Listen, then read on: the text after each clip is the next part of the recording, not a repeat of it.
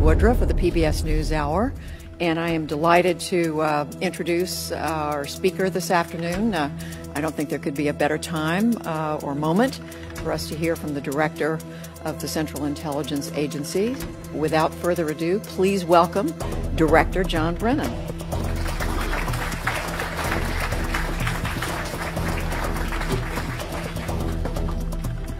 Well, thank you very much, Judy, and good afternoon, everyone.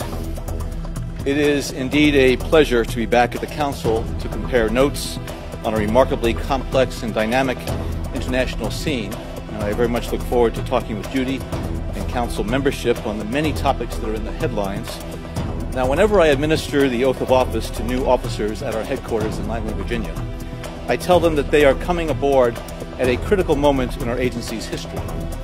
In the 36 years since I first entered government, I have never been witnessing a time with such a daunting array of challenges to our nation's security.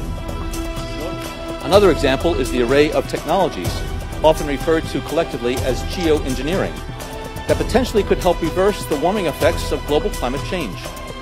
One that has gained my personal attention is stratospheric aerosol injection, or SAI.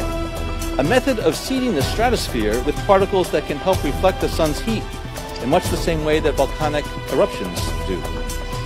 An SAI program could limit global temperature increases, reducing some risks associated with higher temperatures and providing the world economy additional time to transition from fossil fuels.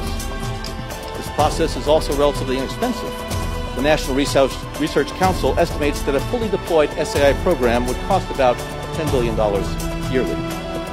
As promising as it may be, moving forward on SAI would also raise a number of challenges for our government and for the international community.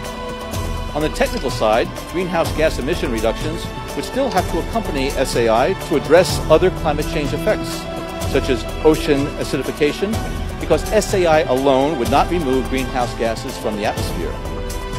On the geopolitical side, the technology's potential to alter weather patterns and benefit certain regions of the world at the expense of other regions could trigger sharp opposition by some nations. Others might seize on SAI's benefits and back away from their commitment to carbon dioxide reductions. And as with other breakthrough technologies, global norms and standards are lacking to guide the deployment and implementation of SAI and other geoengineering initiatives. Now, I could go on and on and on and on about the things that fascinate me, but rather than talk about them, I thought I'd stop here